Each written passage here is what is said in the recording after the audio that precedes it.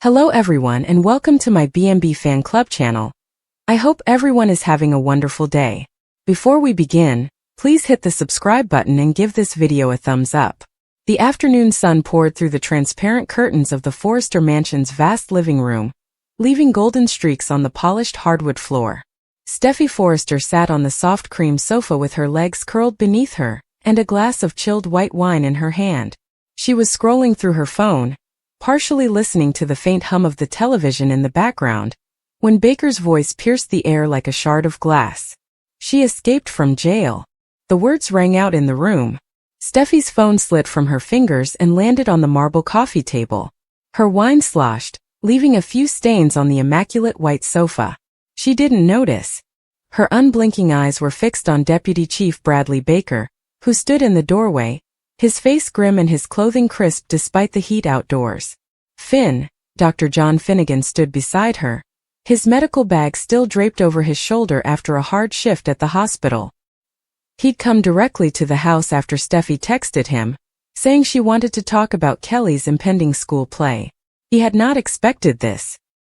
His stethoscope was still around his neck, the chilly metal pressing against his collarbone as he paused in mid-step. How is this possible? Finn's voice cracked, raw from incredulity. His dark gaze shifted from Baker to Steffy and then back to Baker. Sheila Carter? Escape? From prison? Steffy's breath tightened. Her manicured fingers grasped the stem of her wine glass so firmly that the crystal threatened to shatter. No, she said quietly, the word barely audible. No, no, no. This is not happening, Baker said as he moved further into the room, his boots thudding on the floor. He removed his hat and held it in both hands, an oddly formal gesture given the news he'd just delivered. I'm sorry to bring bad news to you, Miss Forrester, Dr. Finnegan, but I thought you should hear it from me straight. Sheila Carter escaped from the Los Angeles County Jail about 4 hours ago. Steffy jumped to her feet, the wine glass sliding to the carpeting with a faint thud. 4 hours? And you're only now informing us? Her voice became shrill and accusatory. She is a psychopath, Baker. She attempted to kill me. She shot Finn. I know, Baker interrupted, his voice steady but strained. I know what she has done. The LAPD is on high alert. We have every available unit looking for her. Roadblocks, K9 units and helicopters. Finn clenched his jaw. She won't get far. He took a step toward Baker, his hands balled into fists by his sides. Won't you get far? She's Sheila Carter. She has slipped through your fingers before. How did this even occur? Baker breathed through his nose, his gaze shifting to the floor before finding Finn's. We are still piecing things together. Preliminary indications indicate that a guard was compromised, paid off, potentially threatened. There was a ruckus in the mess hall. Another convict started a brawl. Sheila was placed in a holding cell for her own safety throughout the pandemonium. The guard assigned to her facilitated her escape. Steffy spat the word as if it were poisonous. You mean he let her go? Baker did not deny it. We have him in custody. He isn't talking yet, but we'll get answers. Sheila was last spotted leaving in a stolen maintenance van on the 101 traveling west. We lost her trail in Thousand Oaks. Finn ran his hand through his black hair, his thoughts racing. Thousand Oaks? How far away is that? About 40 minutes? Steffy's knees buckled. She might be anywhere by now. She slid back into the sofa, her face pallid and her lips twitching. She's coming for us, she murmured, her voice barely audible. She is coming for me. For Finn. For Hayes.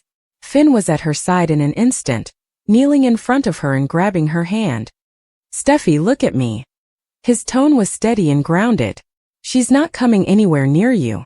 Or the children. I promise you that. However, Steffy's eyes were far away and frightened. You cannot promise that, Finn. Nobody can. She is a ghost. She always finds a way. Baker cleared his mouth. We're stationing officers outside the mansion, the hospital, and your kids' schools. Anywhere you or your family may be. We're not taking any chances. Steffy chuckled bitterly, hollowly. Officers. Right. Like it stopped her the previous time. Finn gave her a glare before returning to Baker. What else do we know? Any leads? Witnesses? Anything? Baker hesitated, and Finn felt a shiver run down his spine. There's something else. The security who assisted her carried a burner phone. We traced a call made just before the escape. The call was made to a prepaid account phone number. No name. But the call lasted 12 seconds. 12 seconds, Finn said again. That is not a conversation. Baker nodded. Exactly what we are thinking. Someone on the outside was organizing this. Sheila did not accomplish this alone. Steffi's head sprang up. Deacon, she said, the name laced with malice. This is Deacon. It has to be. Baker's countenance remained unchanged, but his silence spoke volumes. You're not denying it, Finn remarked quietly. You think it's him too. We're looking into all possibilities, Baker responded thoughtfully. Deacon Sharp is a figure of interest. He is not in his residence or Il Giardino. We've got troops heading to his known associates immediately. Steffi stood up again, her fists quivering with wrath. He is obsessed with her. He has always been obsessed. He thinks she's a misunderstood saint. He's probably concealing her right now, advising her on her next move. Finn reached for her, but she backed away, pacing the room like a caged animal. I can't do this again, she exclaimed, her voice breaking. I can't keep looking over my shoulder, wondering if she's lurking in the shadows, ready to strike. I have children, Finn. I've got a life. Finn's heart bled as he saw his brave, unyielding Steffi dissolve before his eyes. He crossed the room to her, and this time she did not back away as he placed his arms around her. We're going to get through this, he said softly into her hair. Together. As we always have, he responded, but uncertainty crept in. Sheila had almost wrecked them once. She'd shot him and left him for dead in the alley. She had tortured Steffi twistedly and broken their family apart. Now she was free. Baker's radio crackled, producing a burst of static followed by a voice. Unit 7 to Baker. We have a possible sighting. A silver vehicle matching the description was found abandoned at a gas station off Las Virgenes Road. There's blood on the driver's seat. Steffi stiffened in Finn's arms. Blood. Baker's expression stiffened. It may be nothing. This could be from the fight in the mess hall. We're sending a team to handle it right now. Or it may be hers, Finn added, his voice harsh. She is hurt. That buys us time. Or she's staging it, Steffi replied. She has done this before. She faked her death and left hints to throw you off. Baker nodded. This is what she does. We aren't ruling anything out. I need to return to the site. I will keep you updated. In the meantime, remain here. Do not go somewhere alone. Call me directly if you spot anything odd. He handed Finn a card and turned to go. As the door closed behind him, the room became suffocatingly quiet. Steffi broke away from Finn and wrapped her arms around herself. I need to see the kids, she replied abruptly. I need to make sure they're okay. They're with the nanny at your dad's place, Finn told me. Rich provides security. They're safe. I need to see them. Her voice became hysterical. Finn, I need to hold them. I need to know they're real, that they've arrived and that she hasn't. Okay, Finn replied hastily. Okay, let's go. We'll take the rural roads and avoid the major routes. I'll drive. But as they approached the door, Finn's phone vibrated. He looked at the television, his stomach plummeting. A message from an unknown number. Finn, you can't protect her forever. See you shortly. As he froze, his thumb lingering above the screen. Steffi noticed, her pupils narrowing. What is it? He switched the phone to her. Her face became white as she read the message. She's already here, Steffi muttered. Finn tightened his grasp on the phone. She's watching us. Not for long. The trip to Ridge's estate was tense, punctuated mainly by the hum of the motor and the occasional crackling of Finn's police scanner app. Steffi sat in the passenger seat, searching the shadows in passing cars. Finn held one hand on the wheel and the other on her knee, a wordless vow that he would not let go. She's not going to win this time, he remarked quietly but firmly. I do not care what it takes. She isn't touching you. She is not contacting our family. Steffi did not answer. Her thoughts were elsewhere, recalling every instance in which Sheila had penetrated their lives.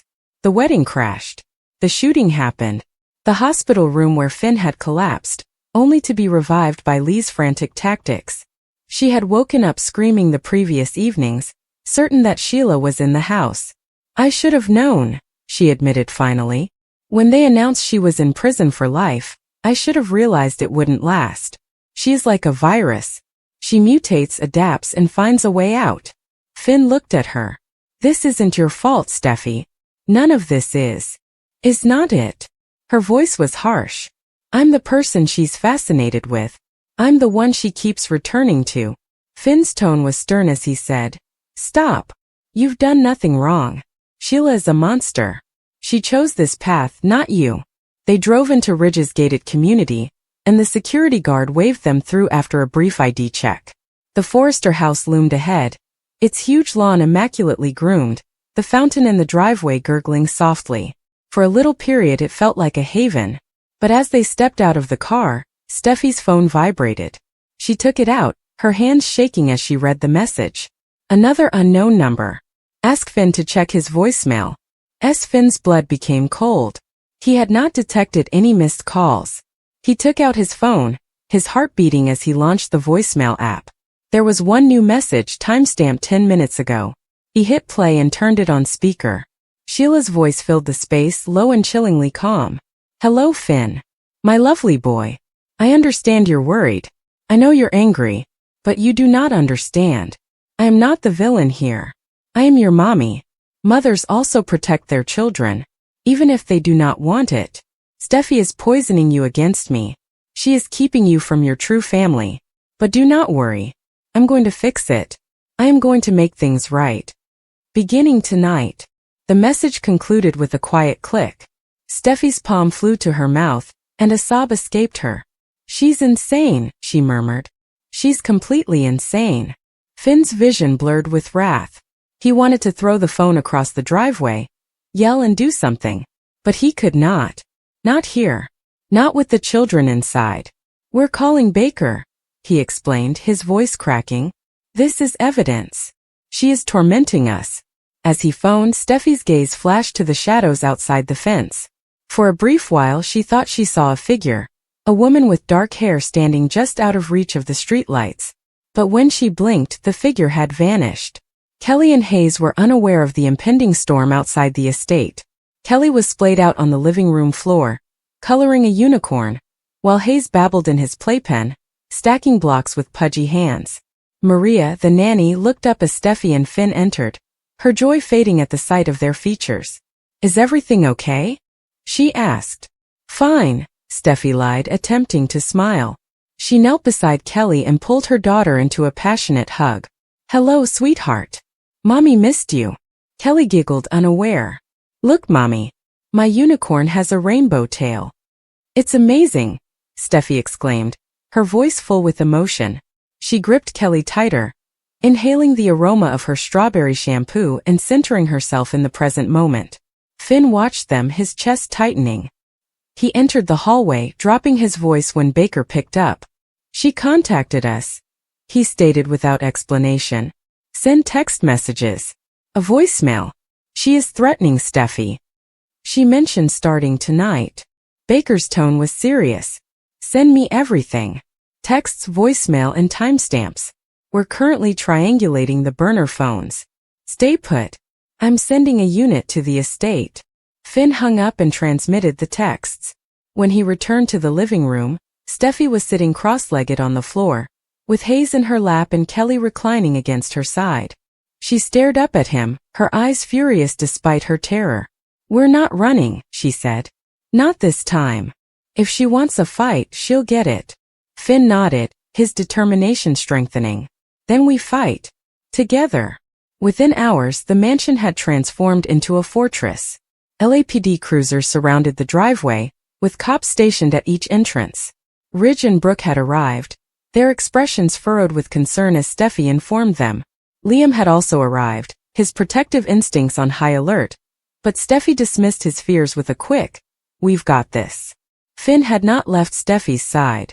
They sat in the study, with the children sleeping upstairs under Maria's supervision. The police scanner crackled on the desk, providing updates. Another sighting. A woman matching Sheila's description in a Calabasas motel. Then nothing. She's playing with us, Steffi explained, her voice flat. She wants us to panic. To make mistakes. Finn nodded. Then we don't. We keep sharp. We remain prepared. However, when the clock passed midnight, a new alert came through the scanner. 2 houses down, a neighbor called 911. A woman screamed. A figure in black flees into the woods behind the estate. Steffi's blood became chilly. That's her. Finn had already moved, snatching a flashlight from the drawer. Stay here. Lock the doors. I'm going with the officers. No, Steffi said, grabbing his arm. We do it together. I'm not hiding while you confront her alone. Steffi, I'm not asking, Finn. Her eyes flared. She wants me. Let her come. Despite his better judgment, he let in. They joined the officers outdoors, and the night air was thick with anxiety. The woods behind the mansion were deep, and the flashlight beams sliced through the darkness like knives. They advanced in formation, with Finn and Steffi guarded by armed officers. The calm was unsettling, interrupted only by the crunch of leaves underfoot, and the distant hum of a helicopter overhead. Then they noticed it, a gleam of metal in the undergrowth. A bloodstained knife. Steffi's breath caught. She's hurt, she whispered. Or she wants us to think she is. And cop took the knife as evidence. Another person noticed footsteps moving farther into the woods. They followed, the beams of their spotlights wavering and making eerie shadows on the woods. And then they heard it. A low, familiar laugh. Sheila emerged from behind a tree, swapping her jail outfit for black trousers and a sweatshirt. Her hair was shorter and colored blonde, but she was easily identifiable. The scar on her cheek. Her eyes had a crazy glitter. Hello, Steffi, she purred, her tone sugary sweet. Do you miss me? Officers raised their firearms and yelled for her to get down. But Sheila did not move. She tilted her head, her gaze drawn to Finn. My boy, she spoke softly. You seem exhausted. Is she wearing you out? All this drama. All this fear. You do not need it. You don't need her. Finn's revolver trembled in his palm. An officer had given it to him as a precaution. Step back, Sheila. Is it over? Sheila smiled and raised her hand slowly. Her right hand, however, held a little blinking red device. Steffi's heartbeat stopped. Bomb, she whispered. Sheila smiled wider. Not quite. Just a small insurance policy. You shoot me and it goes off. You let me walk. It remains dormant. Your option. The policeman paused, staring at Finn. He was the closest. The one she was mocking. Finn, Steffi murmured calmly, despite the dread tearing at her chest. Do not listen to her. Sheila's gaze narrowed. Am I? Finn's thoughts raced. The device could be real. Could be a hoax. Sheila was an expert manipulator, but she was not stupid. She would not jeopardize her own life unless she had an escape plan. He lowered his rifle. Sheila, what do you want? Her smile returned. You. Just you. Come with me, Finn. Abandon her. Leave everything of this. We will start over. Mother and son. As if it was meant to be. Steffi squeezed his hand. She's lying, she replied. Sheila's laugh was terrifying. She'll kill you the second you're out of sight. You underestimate me, Steffi. I am not a monster. I'm a mother, Finn said, his voice firm. You are not my mother. Lee is. And you're done here. He raised the rifle again in one seamless motion, this time not at Sheila, but at the device she was holding. He fired. The bullet struck its mark. The contraption detonated in a shower of sparks, which were harmless. A decoy. Sheila's face contorted with wrath. She sprang, a knife flashing in her other hand, aiming for Steffi. But Finn was quicker. He tackled her and slammed her to the ground. Officers rushed in, handcuffing her as she yelled and thrashed against them. You will never be free from me. She screamed. I am in your blood, Finn. I'm your mommy. Finn stood, breathing heavily, his gaze fixed on Steffi. She was shaky but alive. Safe. As they pulled Sheila away, her screaming booming over the woods, Steffi fainted in Finn's arms. It's over. he muttered, clutching her tightly. It's really over. But as the helicopter's floodlights swept over the treetops, revealing the turmoil below, neither of them could shake the idea that Sheila's shadow would remain. Because monsters like her didn't simply vanish. They waited. The aftermath was a haze. Sheila was arrested, and the compromised guard sang like a canary about Deacon's involvement. He'd been on the burner phone, paid off the guard, and planned the escape. He was detained at a dive bar in Hollywood while inebriated and shouting about real love. The Forrester family rallied. Ridge and Brooke relocated the children to a safe house, just in case. Liam hovered, offering support that Steffy did not want. Hope and Thomas arrived, their tumultuous relationship with Sheila keeping them on edge. Steffy and Finn didn't sleep for several days. They sat awake at night chatting, planning, and holding each other. They upgraded the security systems, recruited private guards, and enrolled the children in self-defense classes. However, the terror gradually faded. The nightmares lessened. The shadows stopped moving. Weeks later, Steffy awoke to find Finn in the kitchen, preparing unicorn-shaped pancakes for Kelly. Hayes was sitting in his high chair, smearing syrup on his face. The warm golden sun flooded through the windows. She stood in the doorway watching them with a full heart. Finn looked up, grabbing her attention. "Morning, beautiful," he murmured, smiling. "Hungry?" She moved across the room, throwing her arms around him from behind. Kelly giggled and waved a pancake. "Starving. Mommy, look. Dad made me a rainbow." Steffy kissed the top of her daughter's head and then Finn's cheek. "You're my rainbow," she said softly to him. He turned and drew her close.